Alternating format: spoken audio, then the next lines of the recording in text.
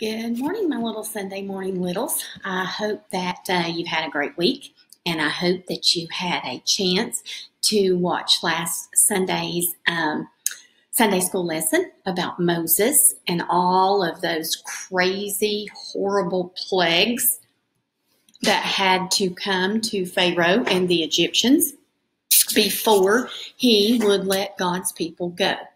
So, as we begin our lesson this morning, we find out that finally he has decided to let the Israelites go. But just because he's let the Israelites go doesn't mean that everything's going to be easy for them from now on. All right? So we are going to talk a little bit about some of the highs and the lows and the good and the bad times as the Israelites try to make their way to the promised land. Okay? All right. Now, we're going to start with this slide right here. And it is, it's pretty blue, as you can see. But the big words say, do you see that sea? Now, do you see, of course, we're talking about the sight that we have with our eyes. But then when we say that sea, we're talking about an ocean or a big, big body of water. Yeah, and that's the type of sea that the Israelites are going to be coming near in this portion of our lesson. So think about all of this water and think about the ocean and think about a big, big body of water and how sometimes you can look out over that big, big body of water and you can see nothing but water. There's no land anywhere except the shoreline that you're standing on, okay? So we're going to begin this lesson keeping this picture in mind, and we're going to talk about what life was like as the Israelites left Egypt, okay? All right. So the 10th plague finally shoved Pharaoh over the edge. Now, the 10th plague, of course, was the death of all the firstborn. And it wasn't just the firstborn of the Israelites who didn't have much of a rank or wasn't of royalty or in Pharaoh's army or anything like that. It was the death of every firstborn of the Egyptians. And that included Pharaoh and his officials and anyone that had anything to do with his army. And it included even the firstborn of livestock. So everyone in Egypt lost a family member, and probably even more than one, because we talked last week that if you lost a child because it was the firstborn, then you could also lose your life if you were the firstborn of your family. So there was a lot of death in Egypt in the 10th plague, and it finally did shove Pharaoh over the edge. And the Egyptian people, as well as Pharaoh, told the Israelites, get out of town, leave as fast as you can. And they did. And Moses led the Israelites out of Egypt. God was with them because he guided them in a pillar of cloud by the day and in a pillar of fire by the night. Now, anything that's really tall like this can be referred to as a pillar. So if you're looking at this picture, here this big pillar of cloud is going before them in the daytime. And then it's fire of the nighttime that's leading them. So they could travel on this journey by day and night. Okay? And this pillar never left the Israelites. It stayed with them always. So they were always guided by God in this form, in the form of a cloud or a pillar of fire. Okay? All right. So the Lord informed Moses, though, that once again, he would harden Pharaoh's heart so he would gather his officials and pursue after the Israelites. Now, God was always in control, and he's been in control and is still in control. But he told Moses, he said, once you get gone with those Israelites, I'm going to harden Pharaoh's heart again. And I'm going to make him regret ever letting those Israelites go. And when he starts to regret that, he decides to get his chariots, which was over 600 chariots, and have all those chariots hooked up with horses. And he had officers in each one of those chariots. And he was going to go back after the Israelites and bring them back to Egypt to be enslaved again. Well, Pharaoh loaded up all that army and all those chariots and all those officers, and he headed out to see if he could find the Israelites. And of course, he was right on their tail, right behind them. And all the Israelites could see was this great big blue sea ahead of them and an army of thousands of Egyptians behind them. So now just think, if you were an Israelite and all you could see is this great big body of water ahead of you, and when you turned around to go the other way, all you could see were all these army of angry Egyptians. Would you not think that things looked bad? Really, really bad? I would too. I would too. But remember what was said right up here. God hardened Pharaoh's heart again. He did. God was in control. He let that burning desire to have those Israelites back as their slaves, he let that desire overcome Pharaoh again, and he went after those God's chosen people again. Wow, let's see what happens, okay? We've got a sea in the front and thousands of people behind us. God will never fail his people, and he had everything under control. He commanded Moses to stretch out his hand over the sea. When he did, the Lord drove the sea back by a strong east wind that blew all night. It turned the sea into dry land, and the waters were divided. Now, let's stop just a second, because it says that God commanded Moses. So he told Moses what to do. He said, just stretch your hand out over the sea. And you can see in the picture that Moses has his hands raised up. And God drove the wind. He drove that strong east wind. He caused it to blow. And as it blew, it divided that sea. And the waters started piling up on either side. It turned that sea into dry land, and the waters were divided. So it's like it's opening up a path for the Israelites to get through. Wow. Moses didn't do that. Moses only listened and did what God told him to do. God did that. He did. I'm so glad Moses listened. Yeah. The Israelites crossed the Red Sea on dry ground.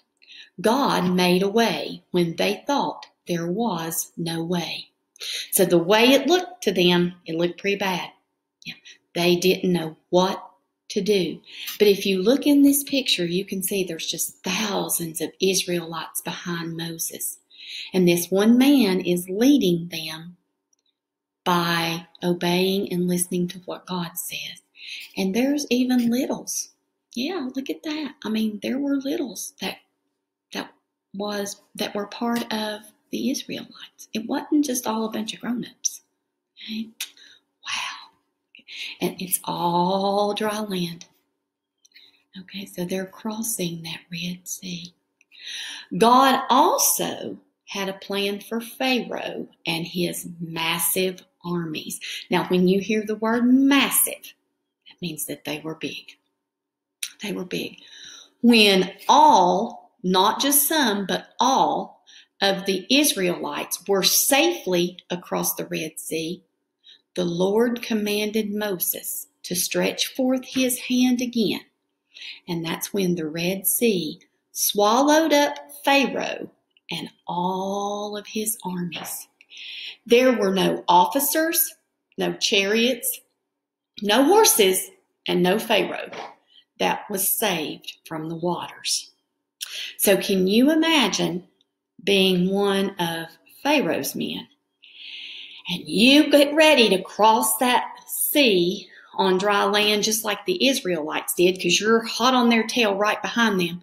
And you realize that the minute that the very last Israelite person hit, the shoreline on the other side, that's when the sea started tumbling down on the Egyptians.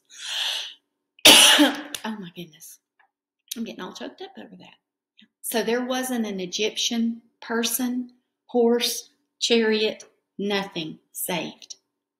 They were all broken to pieces by the walls of the sea when they caved in. Now that picture right there would really, really scare me if I were there. To think about looking up at this big wall of water and then boom, down it comes on me. Oh my goodness. Thus the Lord saved Israel that day from the Egyptians, and Israel saw the Egyptians dead on the seashore. Now look at this picture. You can see pieces of broken things here on the shore. See all that? Israel saw the great work that day the Lord did against the Egyptians. So the people feared the Lord and believed in the Lord and his servant Moses. Now I like that word servant, okay? Moses was a servant. And if you're a servant, that means that you serve a master. That means that you do and you obey what your master says. And that's what Moses was. He was a servant of God who obeyed and listened exactly to what God told him. Then Moses and the Israelites sang this song to the Lord. And I can tell that they are happy and they're praising God, because do you see their hands raised, and they have tambourines and they're making a joyful noise. I will sing to the Lord, for he has triumphed gloriously. Horse and rider he has thrown into the sea.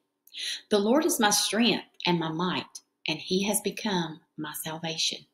This is my God, and I will praise him. Now that song goes on and on through the 15th chapter of Exodus. I know Miss Michelle did not mention, but on the very first slide, we were in Exodus 14 as we began our story. But this song of praise that the Israelites sang when they were safely on the other side of the Red Sea is in Exodus 15. Now it is a very long song, but they are praising him for exactly what has happened here. If you notice in this song, they talk about how gloriously he triumphed, but horse and rider he has thrown into the sea. He didn't spare the horses. He didn't spare nothing that was of the Egyptians. They were all swallowed up in the water. Okay? So think about that. Okay? Think about what he did when things looked so bad. He made a way. And you know what? Sometimes that's hard for us to see. And it's harder for our parents to see sometimes.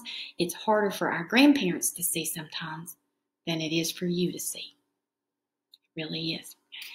Now, there are going to be more good and bad times for the Israelites as their wandering toward the promised land continues. I want you to think about the word wandering. Okay? They don't have a road map. They don't have their GPS out. They have no phones. They know not which direction to turn if they don't follow the pillar of cloud or the pillar of fire. And that's their God that is leading them. And you know, even though we have a GPS and even though we have a phone and we have a map and we can kind of figure out where we're going on this earth by that, the one that controls it all is God.